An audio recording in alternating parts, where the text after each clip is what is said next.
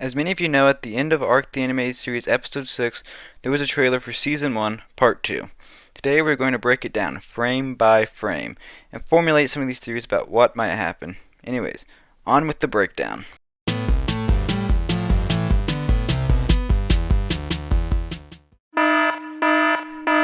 Just as a quick warning, this video will contain spoilers for Arc the Animated Series. The trailer begins with some people fishing in a lake. I'm not sure, but this could be the same lake from the end of episode 1. We then cut to some construction, or more likely repairs, with the assistance of a Bronto. We then see a lassie mad at Helena, saying this.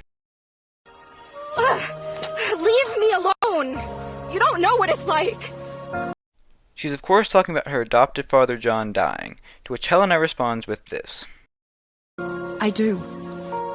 I know how much it hurts to have someone you love taken from you.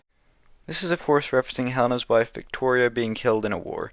Henry then pretty much says he knows Helena's smart, but she's not a good leader. Similar to how he said Mei Yin was a good fighter, but she's not fit to be leader because of her need for revenge. We can assume that since John died, Henry's in charge of the village now. The next scene is a lassie throwing an appearingly obsidian throwing knife at a flak helmet with near perfect accuracy. We then see our first new creatures, the Titanoboa, and immediately afterward, some young Spinosauruses. Then there is a cut to Scorched Earth where there's a decaying raptor carcass and some vultures feeding on it. While still on Scorched Earth, we cut to a Jabroa and a very sunburnt and thirsty Bob. Yes, Bob is back from the dead. Last we saw him, he got an arrow to the head. So, how is he back, you might wonder? I have the answer. This is a different Ark, which are space stations if you didn't know.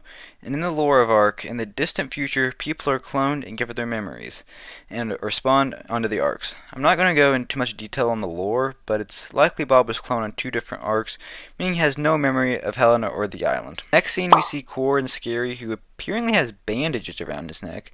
We can also see some birds, which could be some Ichthyornises. Shortly afterwards, we see Core and Mei-Yin on a ship, while wearing fur armor, meaning that they are likely in the snow biome. This is almost certainly where we'll meet the captain, who might be a part of the painted sharks. We then see our next new dinosaur being the Carnotaurus, which is being fought by the Gladiatrix, who, to nobody's surprise, is still alive. We then see the Megapithecus boss, which is likely why they're in the snow biome. I'm guessing that this battle can be accessed by the blue artifact, which I think is the artifact that's strong, despite it not being used for the Megapithecus boss in the game. This artifact was in John's possession before he died, and Henry most likely gave it to Helena. We then see Scary jump. This seriously is the most overpowered Parasaur in the history of Ark, and to reinforce that point, we see Scary dive underwater to save Helena from a Tussotoothless, which I believe is still in the snow biome.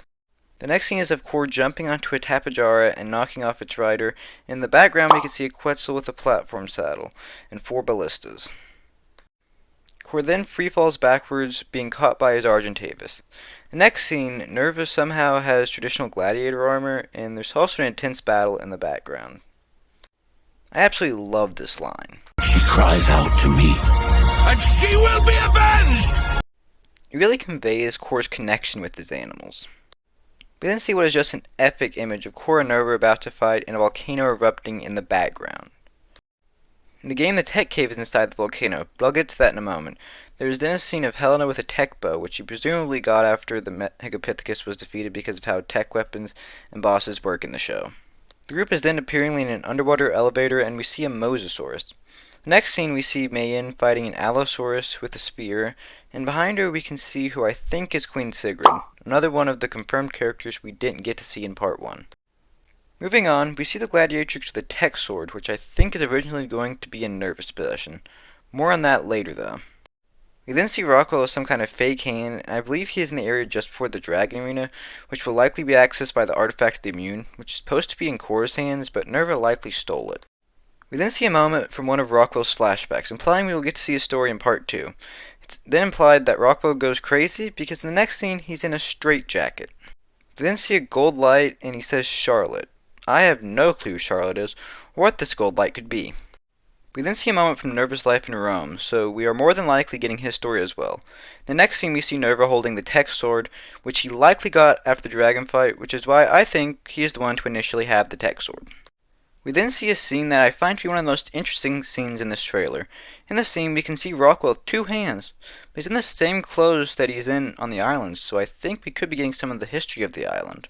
We then see the group of protagonists lining up to take on what I think could be the Overseer, because if you look in the background, you can see into space. I believe the next scene takes place right before the tech cave due to the architecture. Then we get a look at Aberration with Santiago in a tech suit and a bulb dog. At the end of the trailer, it's revealed that we're getting more Helena lore.